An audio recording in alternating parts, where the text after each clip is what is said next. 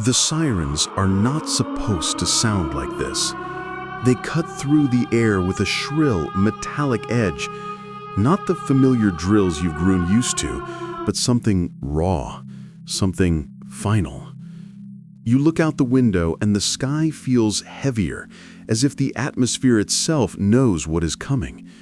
The news anchors are pale, their voices trembling as they repeat the words no one ever thought they'd hear in real time. World War III has begun. And in that moment, everything you thought you knew about safety, about tomorrow, about the rhythm of your life, collapses into a single question. What do you do now? The first thing is to fight the instinct to freeze. Panic is natural, but panic is deadly. Your mind wants to race, but you must slow it down. Force clarity into the chaos. Imagine yourself as the director of your own survival film. Every decision you make is a scene. Every hesitation a cut that could cost you. The clock is ticking, and the first minutes matter more than anything. You must act, and act with precision. You grab what you can, but not everything. The temptation is to fill bags with clothes, keepsakes, electronics, but that is the trap. In war, weight is death.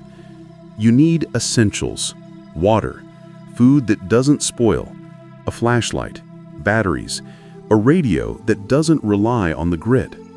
Think of it as stripping your life down to its bones. Every item must earn its place. Every ounce must justify itself. You are curating survival, not comfort. The streets outside are already shifting. Neighbors are shouting. Cars are clogging intersections. Some people are running with nothing but the clothes on their backs. You feel the pull to join them, but you remember, chaos is the enemy. The first thing you must do is secure shelter. Not tomorrow, not later, now. The bombs will not wait for you to figure it out. If you have a basement, you fortify it. If you don't, you find the nearest structure that can absorb shock. Concrete over wood, underground over above ground. The world has turned into a battlefield, and your home is no longer a home. It is a bunker, or it is nothing. The radio crackles with instructions, but they are vague, contradictory. Governments are scrambling, leaders are improvising. You cannot rely on them. You must rely on yourself. This is the second truth of war. Authority fractures. What you hear may be outdated by the time it reaches you. What you see may be propaganda. Trust your instincts, but verify with your senses. If the air smells wrong, if the sky glows in unnatural colors, if the silence feels too deep, those are signals. Learn to read them. Learn to trust them. Survival is not about obedience. It is about awareness. The countdown begins. 5 things you must do. 5 pillars of survival. The first is shelter. Without it, you are exposed. The second is information. Without it, you are blind. The third is supplies. Without them, you are weak. The fourth is community. Without it, you are alone. The fifth is mindset. Without it, you are already defeated.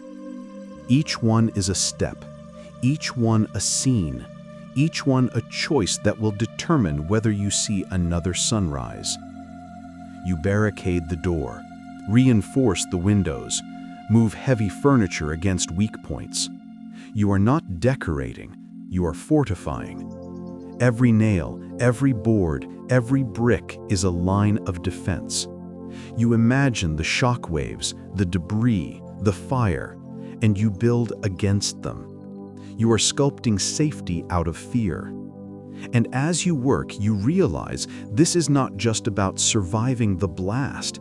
It is about surviving the aftermath. The war is not a single moment.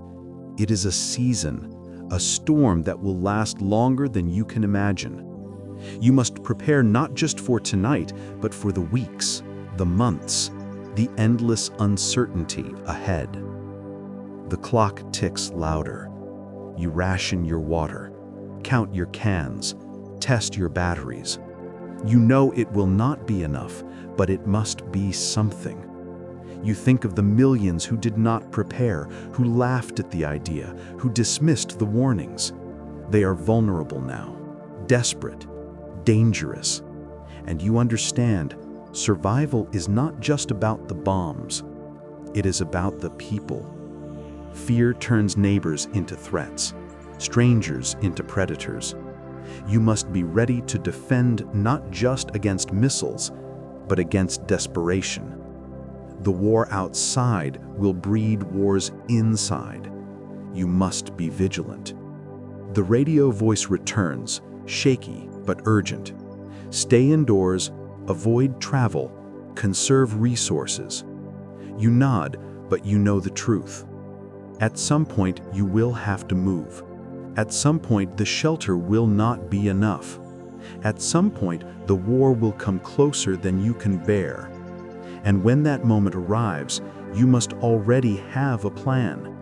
Routes mapped, destinations chosen, contingencies prepared. You cannot improvise in the fire. You must choreograph your escape before the flames reach your door. The sirens fade, replaced by silence. It is worse than the noise. Silence means impact. You have not surrendered to chaos. You have taken the first step. Shelter is secured. Awareness is sharpened. The script continues. But this is only the beginning. The war is not a headline. It is a reality. And reality demands endurance. You must learn to stretch time, to make every resource last longer than it should, to make every decision ripple into survival. You must become the author of your own resilience. And as the night deepens, you realize the story has only just begun. The silence after the first strikes is deceptive. It feels like a pause, but it is not peace. It is the inhale before the next wave, the moment when the world recalibrates itself around destruction. You sit in your fortified shelter, listening to the faint hum of the radio, the distant cries outside, the occasional thud that shakes the walls. You know this is not the end. It is the beginning of a rhythm that will repeat over and over until the war consumes everything. And so, you move to the second pillar, information. Information is oxygen in war. Without it, you suffocate in ignorance. With it, you can anticipate, adapt, survive. But information is fragile, distorted, weaponized. You must learn to filter it, to separate signal from noise. The radio may lie, the television may exaggerate, the internet may collapse under propaganda. You must become your own analyst, your own intelligence officer. Every sound, every rumor, every flicker of light in the sky is data. You must collect it, interpret it, and act on it. This is not paranoia. This is survival. You tune the radio to multiple frequencies, scribble notes, mark times. You notice patterns. When the sirens sound, when the tremors follow, when the broadcasts shift tone. You begin to see the war not as chaos, but as a sequence. And in sequence, there is opportunity. If you can predict the rhythm, you can stay one step ahead. If you can anticipate the next strike, you can move before it lands. Information is not just knowledge, it is foresight. And foresight is power. But information is also dangerous. Too much can paralyze you. Too little can blind you. You must balance. You must know enough to act, but not drown in speculation. You must trust your senses more than the voices on the airwaves. If the ground shakes, that is truth. If the sky glows, that is truth. If the silence deepens, that is truth. The rest is commentary. The rest is distraction. In war, truth is physical, not rhetorical. You remember the third pillar, supplies. Without them, The fourth pillar emerges, community. Alone, you are vulnerable. Together, you are stronger. But together also means risk. Who do you trust? Who do you let in? Who do you share with? The wrong choice can kill you faster than a bomb. The right choice can save you when everything else fails. You must choose carefully. You must build alliances not on sentiment, but on necessity. Who has skills? Who has resources? Who has discipline? These are the questions that matter. Friendship is luxury. Survival is priority. You think of your neighbors, the ones shouting in the street earlier. Some may be assets, some may be threats. You must observe, evaluate, decide. War turns communities into ecosystems, predators and prey, alliances and betrayals. You must navigate it like a hunter, cautious but decisive. Community is not about kindness, it is about resilience. And resilience is built on trust, earned through action, not words. The fifth pillar waits, the most important of all, mindset. Without it, the others crumble.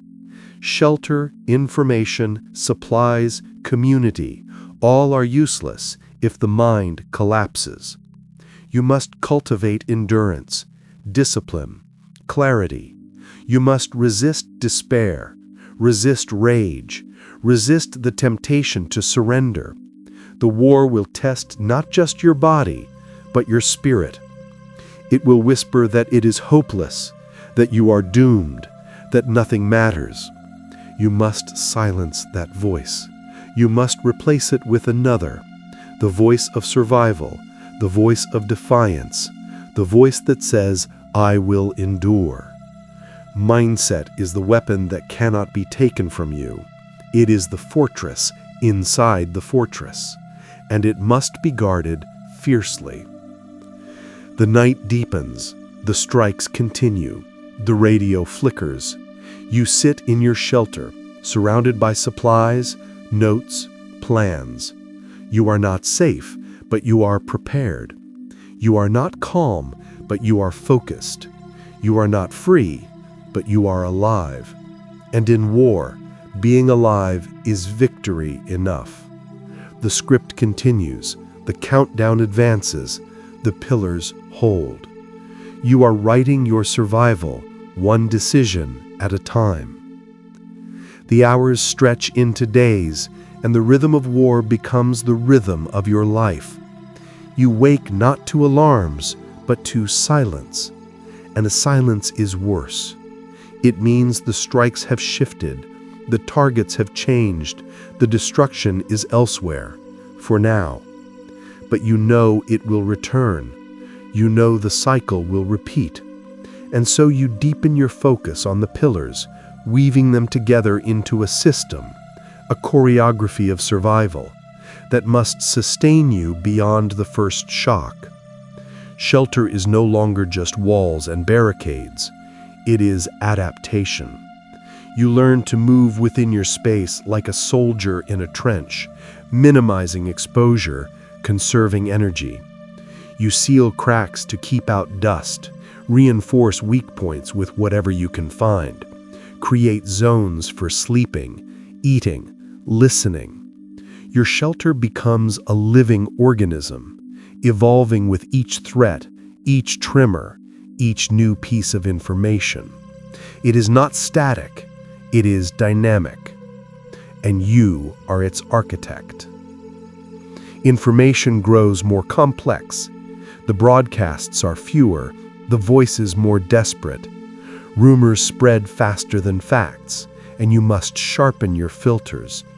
You begin to triangulate.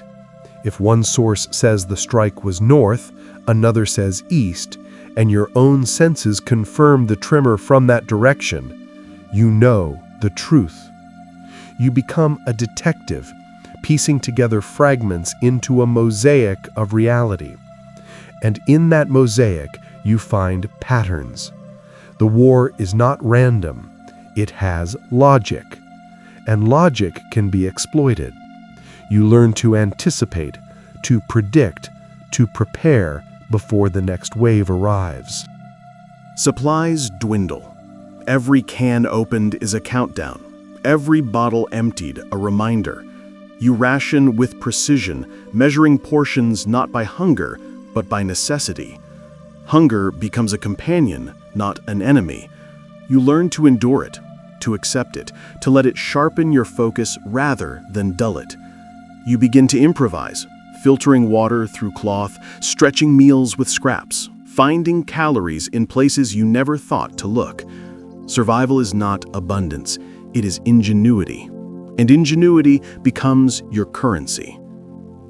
Community begins to take shape. You hear knocks on the door, whispers through the walls, signals from those who remain nearby. Some are desperate, some are cautious, some are calculating. You test them, observe them, decide who to trust. You share a little, hold back more, build alliances slowly. You know betrayal is possible, but isolation is worse. Together, you can defend, gather, plan. Alone, you are a target. And so you balance the risk, weaving fragile threads of trust into a net that may hold when the storm grows heavier. Mindset becomes the anchor. The war is relentless, but so are you. You create rituals, checking supplies at dawn, tuning the radio at noon, reinforcing shelter at dusk. Routine becomes stability. Stability becomes strength. You remind yourself daily, survival is victory. Every breath is defiance. Every decision is resistance. You are not a victim. You are a survivor. And survivors write their own scripts, even in the darkest chapters. The days blur, but the pillars hold. You begin to see yourself not as a passive figure in the war, but as an active participant in survival. You are no longer reacting, you are anticipating. You are no longer hiding, you are fortifying. You are no longer waiting, you are enduring. The war outside rages, but inside, you are building a fortress of will, a sanctuary of resilience. And in that sanctuary, you find a strange kind of power. The world may be collapsing, but you are still here. You are still alive, and that is enough. The script continues. The countdown advances, the pillars intertwine. You are writing not just a survival story, but a testament that even in the face of global destruction, the human spirit can endure, adapt, resist. The war is vast, but so is your will. And as the night falls again, you whisper to yourself, "This is not the end. This is the beginning of endurance." The war begins to carve itself into your routine, not as an event, but as a condition of existence. You no longer measure time in hours or days, but in strikes and silences, in tremors and broadcasts. The world outside is unrecognizable, yet inside your shelter, you cling to the pillars, weaving them into a rhythm that sustains you. Each decision is deliberate, each movement calculated, each breath a reminder that survival is not passive. It is active, relentless, intentional. Shelter evolves again. The walls are scarred, the air heavy, but you adapt. You create layers of defense, inner sanctums within outer barriers. You learn to sleep lightly, ears tuned to vibrations, body ready to move.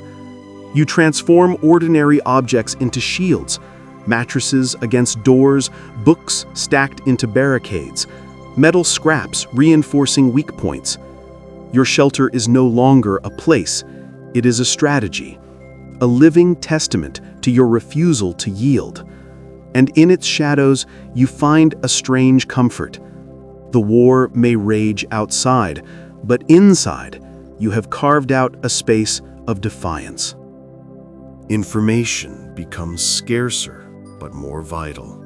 The broadcasts falter, the voices fade, but you cling to fragments.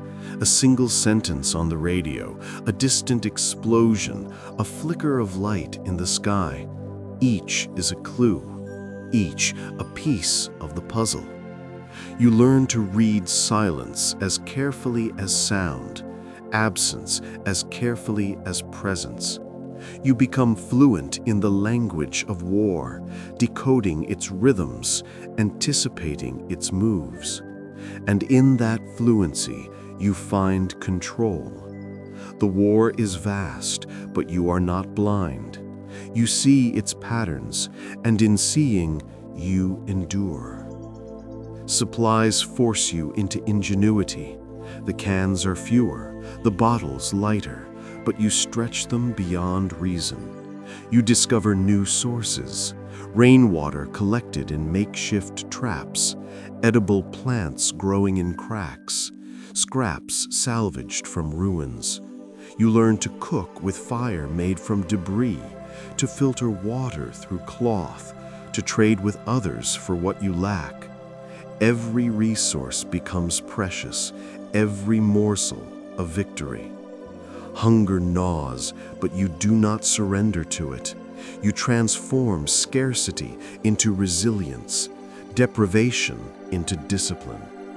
Supplies are not just objects, they are proof that you can endure longer than the war expects. Community sharpens. The alliances you have built are fragile, but they hold. You share information, trade supplies, defend together. You learn to read people as carefully as you read broadcasts, to sense desperation, to anticipate betrayal. Trust is currency, and you spend it wisely. You know that unity is strength, but strength must be guarded. You balance generosity with caution, solidarity with vigilance. Community is not about comfort, it is about survival, and survival is stronger when shared. Mindset becomes the fortress within. The war tests you daily, whispering despair, tempting surrender. But you resist. You create rituals of defiance, a whispered mantra before sleep, a deliberate breath before each decision, a reminder that survival itself is victory. You cultivate clarity, discipline, endurance. You refuse to let fear dictate your choices, refuse to let despair erode your will. The war may break cities, but it will not break your spirit. Mindset is the weapon that cannot be taken, the fortress that cannot be breached, and you guard it fiercely. The war no longer feels like a sudden rupture. It has become the atmosphere itself, the condition under which every breath is taken. You wake to the sound of distant thunder that is not weather, but artillery. You sleep in fragments, half alert, half dreaming of silence that never comes. And yet the pillars remain your compass, guiding you through the chaos, reminding you that survival is not luck, it is discipline, it is defiance, it is the refusal to surrender even when the world demands it. Shelter is scarred, but still standing. You patch holes, reinforce cracks, rebuild after each tremor. It is no longer just a physical space. It is a symbol of your endurance. Every repair is a declaration. You will not be erased. You learn to move silently within it, conserving energy, conserving hope. The shelter is not perfect, but it is yours, and it holds against the storm. Supplies are scarce, but you transform scarcity into resilience.